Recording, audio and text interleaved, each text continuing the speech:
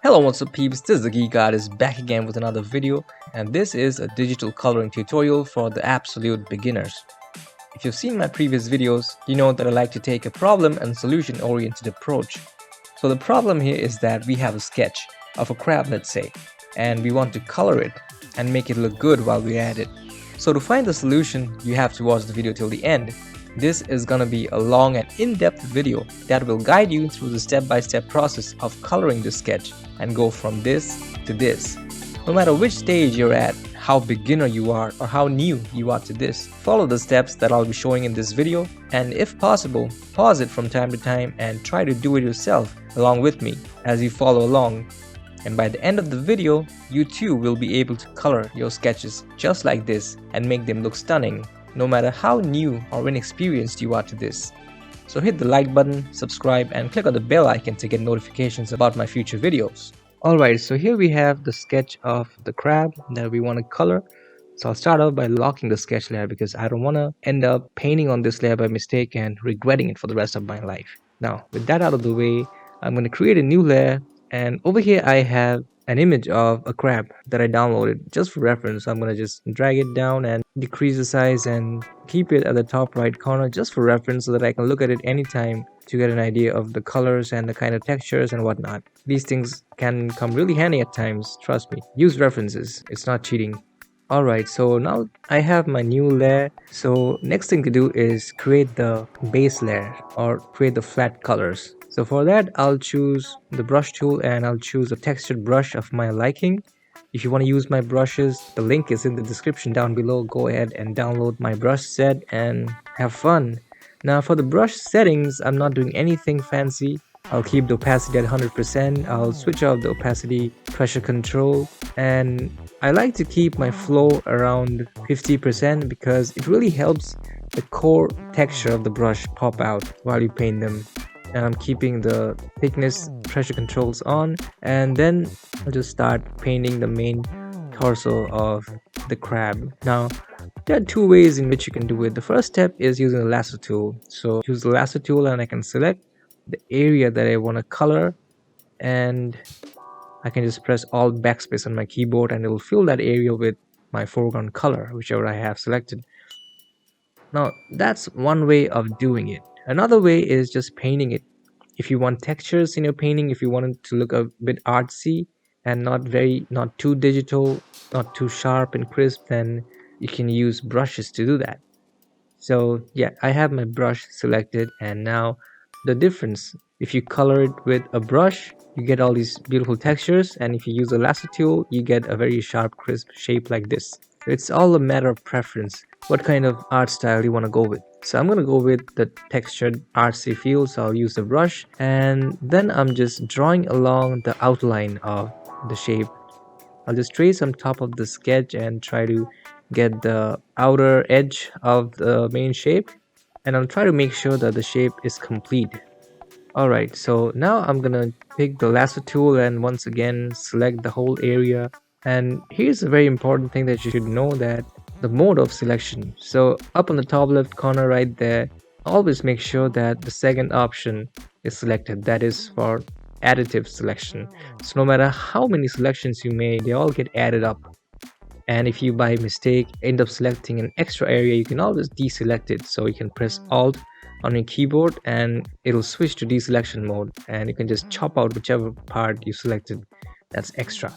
Alright, so now just press Alt backspace on your keyboard and it'll fill that area with your foreground color. So first step done. Next I'll take a new layer underneath that, and it's time to paint the other stuffs like eyes with a bit of a darker color. You'll see me take a lot of new layers. I try to keep all the separate elements separate, and you really need to make a conscious decision as to which layers need to be separated. You really need to think about that. So now it's time for the limbs of the crab. So I'll decrease the size of my brush. So the shortcut that I'm using is open square bracket. So you can use the open square bracket to decrease the size of your brush and close square bracket to increase the size. So again, similarly, I'll draw along the edges of the limbs. If you want to make the endings thinner, you can just choose the eraser tool and just erase parts of it to make it sharper and thinner. Alright, going back to the brush tool, again I'm just gonna paint along the outer edge of these limbs. It's really a matter of patience. If you want it quicker, sometimes maybe you can use the lasso tool and maybe paint the textures on top of it. Completely your choice, but this is what I'm doing, and there's nothing wrong with this. Cool. Now that I have all the outer edges of the limb selected, I'm gonna use the lasso tool to select the inner areas and then press Alt backspace on my keyboard to fill that area with a bit of a darker color that I'm using for the limbs. Cool, so our limbs are ready. Now it's time for the main limbs. I don't know what they're called, these muscular front limbs. So I'm gonna paint them in a separate layer with a slightly darker color, following the exact same technique. First the outer edge, then use the lasso tool to fill that area. But I'm going to show you an alternate technique just for fun. It's by using actions. So here's a fun fact. What are actions in Photoshop? Actions are like technique for you to record the things that you're doing or the functions that you're performing. So I'm not going to get into what actions really do or how they work because it's going to get really technical. I'll save that for a different video. So just to show you the power of Photoshop, this is how you can do it. So I'm just going to use the magic wand tool. I'm going to select inner surface. And then from action, I have this action that I saved before called selection. So I'm going to choose that. I'm going to play it a couple of times and I'm just press Alt backspace and that's done. I didn't even have to use the lasso tool. So that's really quick. It saves a lot of time, but it's very technical. So I'm going to save it for a different video. Cool. So let me fill color in the other limb using the good old lasso tool technique. Select it along the edges and fill it with color using Alt backspace. Cool, done. And now it's time for the claws. I'm going to paint the claws in a different layer, which will of course come on top of the limb layers, following the exact same technique, nothing new. First paint and trace along the outer edges and then fill the inner area with color. Alright, let me just bring the sketch layer up on top, and yeah, this is how it looks. I'll hide it. And next thing to do is select all the layers that come underneath the body, the main torso or whatever it is called, and group them together. And the shortcut I'll be using is Ctrl+G to put them all inside one single group. So now that we have grouped it, as you can see, if I turn it on and off, they're all inside one group, all these new layers. Now it's time to render this. So I'll take a new layer on top of the main torso layer. I'll right click and click on clipping mask. So the whole thing about clipping mask is no matter what you draw in this clipping mask layer, everything is gonna stay bound within the flat base layer. Nothing's gonna escape it. So I'll take a cool textured brush. I'll take a large size and I'll decrease the opacity to around 20%. Turn on the opacity control and pick a darker color and just paint along to create a bit of a gradient. And while I'm doing it, I'm also looking at the reference to get an idea of like where the gradient should be and how it should be, to give it a bit of a 3D feel so that it doesn't look too flat, so that you can look at it and understand the volume and the form. Cool. Next up, I'll take a new layer, decrease the opacity of my brush and set the layer mode to multiply blending mode, and I'll take in a mid-tone gray color, as you can see. So I'll just paint the shadow now along the edges and wherever I feel that some shadow can be there. What I did previously was just to add some color variation, mostly, not just shadow. Note that the multiply blending mode just darkens everything, so it's very useful while painting shadows. Okay, so that's how it looks, but it looks a bit dull because I mostly use gray color for it. Now here's the fun part. I'm going to add some color to the shadow. So I'll use the keyboard shortcut Ctrl+B to bring up the color balance adjustment tool, and I'm going to push the sliders towards red, a bit towards pink and a bit towards blue, and I can check from the preview how it looks now. It has a bit of colors now. It doesn't look too dull or grayish. It has a bit of color in it, and that does make a lot of difference. Next, I'll take a new layer underneath the shadow multiply layer and I'll set it to overlay, and I'll pick a bright yellow color and I'll gently paint the highlights. Great.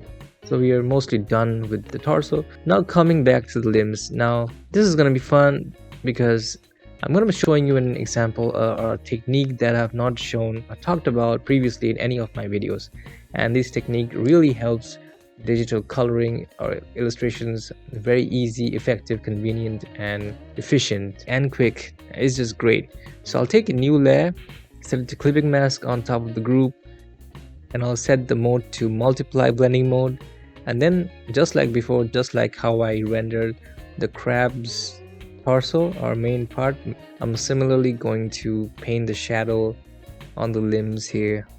That's all I'm doing. There's no need for any line art or any separate layer to paint the point of contact or all the joints in the limbs.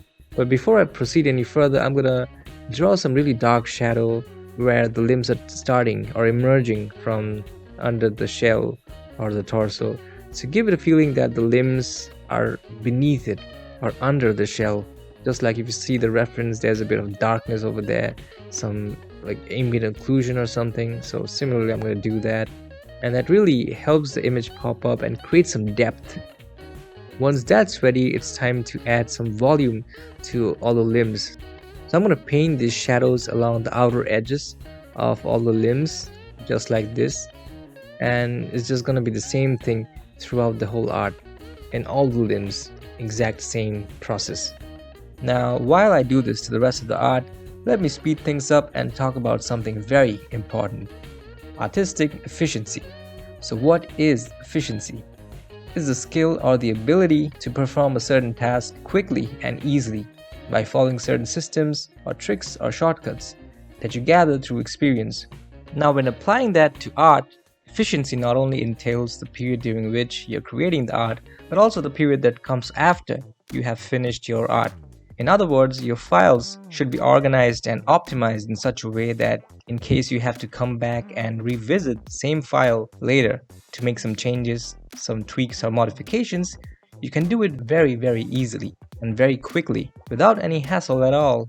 Your file should be very optimized, organized, easy to navigate through, and very customizable. Almost every part of your art should be very easily customizable and modifiable. And there are certain practices that you can follow to make that happen, some of which you'll see me follow in this tutorial as well. To name a few, your layering structure. Which layer goes at the top, which layer goes at the bottom, which layers come in between, and in what order. Identifying that is very important. Grouping your layers. Identifying which layers to group together. Always keeping the base color layer, shadow layer, and the highlight layer separate, so that you can go back and easily change their values and color anytime with some simple adjustment tools. Using layer masks and adjustment layers instead of directly erasing parts or directly applying color adjustment effects to layers, as they are non-destructive methods. Apart from these, try to keep duplicates of important layers in case you mess up and need the original version back. Make a habit of following these tips and your digital art journey is going to become a whole lot easier and convenient. Now, coming back to our crab, apply the same to the claws as well. I'm going to add some color to the shadow. So I'll use the keyboard shortcut Ctrl B to bring up the color balance adjustment tool. And I'm going to push the sliders towards red, a bit towards pink, and a bit towards blue. And it has a bit of colors now. It doesn't look too dull or grayish. It has a bit of color in it. And that does make a lot of difference. Cool. So now I'll take a new layer underneath the shadow layer and set it to overlay blending mode. Then I'll again take a bright yellowish color for the highlights. And I'll just paint to add some more depth, to add some more popping highlights, to give it a more 3D-ish form and volume all along. And it's really important to keep looking at the reference from time to time to get an idea of how these shapes really look like on a crab. Okay, so now it's time to add some shiny specular highlights, because if you look at the reference, these crabs have really shiny shells, and a great way to make anything look shiny is to add these really bright, almost bleached out, overexposed white specular highlights or reflections or reflected light. So I'm going to pick a very bright color, something that's a lot brighter than the current highlight color that we have, and then I'm going to be painting these very thin strokes and you can see the difference it makes. It adds a whole different dimension to the art, almost a different kind of realism that was sort of missing up till this point. And along with the long strokes, I'm also putting some smaller dots to add some bump in the surface of the crust or shell, and I'm going to repeat the same thing throughout all the limbs. Okay, so now that we have applied this to all the limbs, it's time to come back to the main torso or the main shell and do something about it. Add a similar effect. You can paint it manually just like it did, or you can use the lasso tool to make some very small selections and then fill that with color. But what I'm going to show you now is a little different, and it's really awesome. You try it.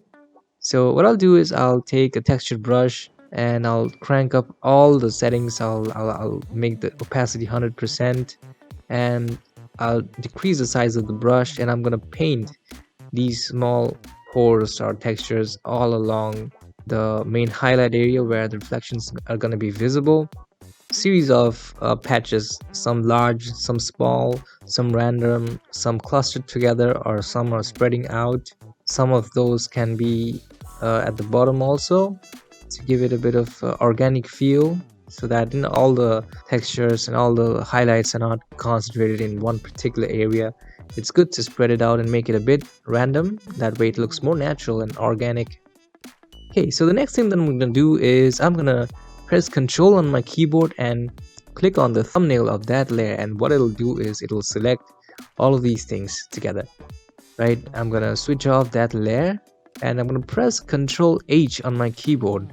That way all these selection marks that are really annoying to look at will disappear. But that doesn't mean your selection is gone. Your selection is still there. So I'll take a new layer on top and I'll take a textured brush. I'll pick a brighter color for the highlight, something brighter, something more yellowish. I'll decrease the opacity and I'll just paint. And you can see the magic happening right before your eyes. Look at that beauty. Look at how the textures are just popping out. Look at that magnificent specular reflection that's really giving it that feel. And then you can add some brighter highlights at the center with the brighter color to really take this to the next level. This is something that would not be possible for me to show had I been showing the whole thing on human skin, because human skins don't have these kind of scaly texture.